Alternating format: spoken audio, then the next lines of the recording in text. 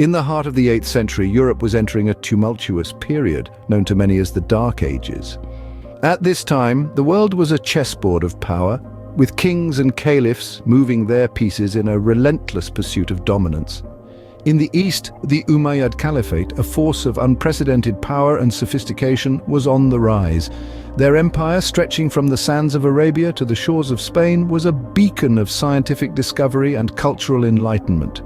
But their ambition was not yet sated. The lure of the untapped riches and fertile lands of the Frankish Kingdom beckoned them towards the west. Meanwhile, in the heartland of Europe, the Frankish Kingdom was in a state of flux. The Merovingian dynasty, once a formidable power, was now a shadow of its former glory. The realm was fractured, its unity threatened by internal strife and external pressures. But from this turmoil, a new power was emerging. Charles Martell, a man of vision and determination, was slowly uniting the feuding factions under his robust leadership. His eyes, too, were on the horizon, watching the encroaching threat from the east. This was a time of great geopolitical significance. Europe was a melting pot of cultures, languages, and religions. The Christian kingdoms of the West were a stark contrast to the Muslim empires of the East. Yet they were all interconnected, their destinies entwined in a dance of power, conquest, and resistance. The stage was set for a clash of civilizations. The Umayyad Caliphate, with its formidable military prowess, and the Frankish Kingdom, under the strategic leadership of Charles Martell, were on a collision course. The stakes were high, the outcome uncertain. The future of not just these two great powers, but the entire continent of Europe hung in the balance. In this combustible climate, a battle was looming. A battle that would determine the destiny of Europe. As we dive into this historic battle, please take a moment to hit the like button and subscribe to the channel.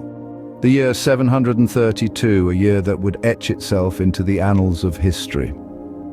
This was the year when the world stood on the precipice of a new era, a time of tremendous upheaval and change.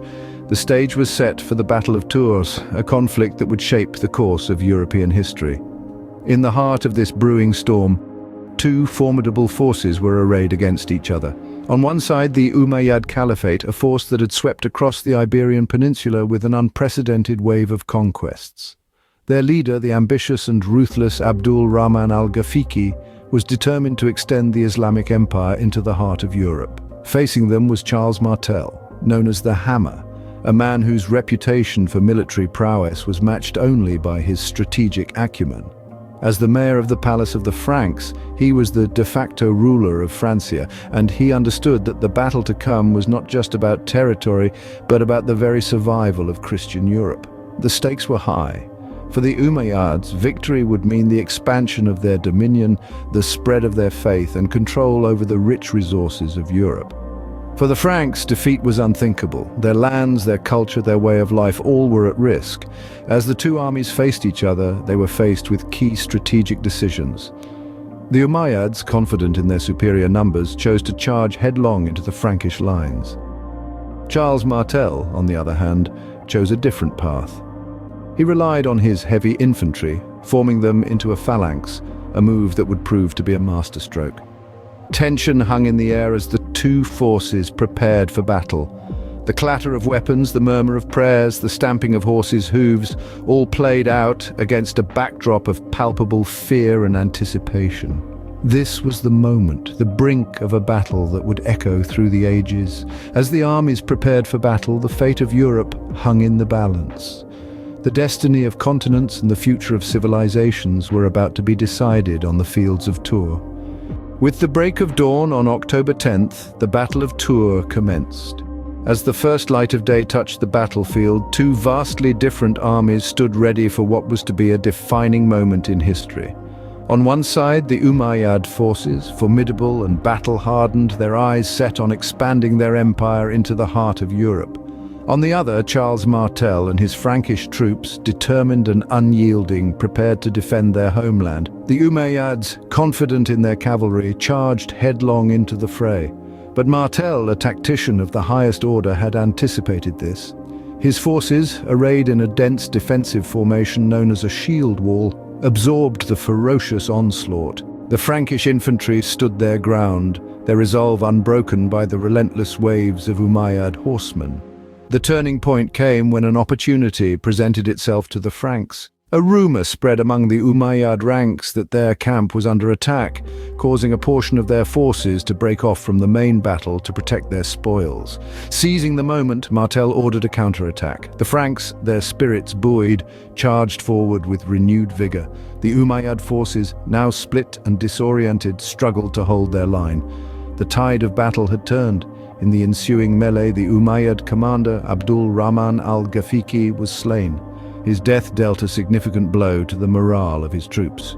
Sensing their enemies' faltering resolve, the Franks pressed their advantage, driving the Umayyads from the field. As the sun set, the battlefield fell eerily silent. The day had begun with the clash of steel and the cries of warriors, and now it ended with the quiet murmur of the wind. The Battle of Tours had taken its toll, but in the bitter chill of the October night, the battle concluded, leaving a profound impact on the course of history. The Frankish victory not only halted the Umayyad expansion, but also set the stage for the rise of Western Europe. The aftermath of the Battle of Tours revealed a landscape forever changed. The battle's immediate aftermath was both physical and symbolic. Fields once lush and green were now scarred by the violence of warfare. Yet beyond the visible scars lay an even more profound transformation. The Battle of Tours marked a turning point in the power dynamics of the age. In the immediate aftermath, the Franks, under Charles Martell's leadership, emerged as a significant force in Western Europe. Their victory over the Umayyad Caliphate, a formidable adversary, cemented their position as defenders of Christendom. This successful defense against a powerful enemy not only boosted the Frankish prestige, but also solidified their political authority, paving the way for the Carolingian Empire. The Battle of Tours also had far-reaching cultural implications. It served as a catalyst for the fusion of Roman, Germanic and Christian traditions that would shape the Middle Ages and beyond. The victory of the Franks over the Umayyads became a symbol of Christian resilience against foreign invasions, an emblem that would be echoed in later narratives of European history. Moreover, the battle had a profound influence on the development of European military tactics. The successful use of infantry against cavalry in the Battle of Tours was a game-changer. It led to a re-evaluation of battlefield strategies and the increased use of heavy infantry, setting a precedent for future European military engagements. Yet it's essential to note that the Battle of Tours didn't halt the Muslim expansion entirely. While it did curb their advance into Western Europe, Muslim influence continued to thrive in the Iberian Peninsula for several centuries, leading to a rich cultural exchange that would leave its mark on European history. The Battle of Tours, a pivotal moment in history, had undoubtedly shaped the world as we know it today. It's a reminder of how singular events can have ripple effects across centuries, shaping political landscapes, influencing cultural development, and redefining military strategies. It is enough to make one ponder how different things might have been if Charles Martell had been defeated at Tours. How would Europe look today if this had in fact been the case? Please share your own thoughts on these questions in the comments below. As we look back on the Battle of Tours, its significance in history cannot be overstated. This crucial conflict, fought in the heart of the Dark Ages, marked a turning point in the power dynamics of Europe. But the Battle of Tours was more than just a military victory. It was a testament to the warrior spirit of the Christian Europeans who were willing to risk everything to fight for and protect what they believed in. It showed us that even in the darkest of times, when the odds seem insurmountable, humans have the capacity to shape their own destiny. We cannot forget the Battle of Tours, for its echoes still resonate. It serves as a stark reminder of our shared past, a past fraught with conflict and struggle, but also one of resilience and triumph. Hopefully you enjoyed this video. Please take a moment to support the channel by liking this video and subscribing to the channel. It would also be a good idea to ensure all notifications are turned on. That way you can rest easy knowing you will never miss the latest videos. We are the Minutemen of history,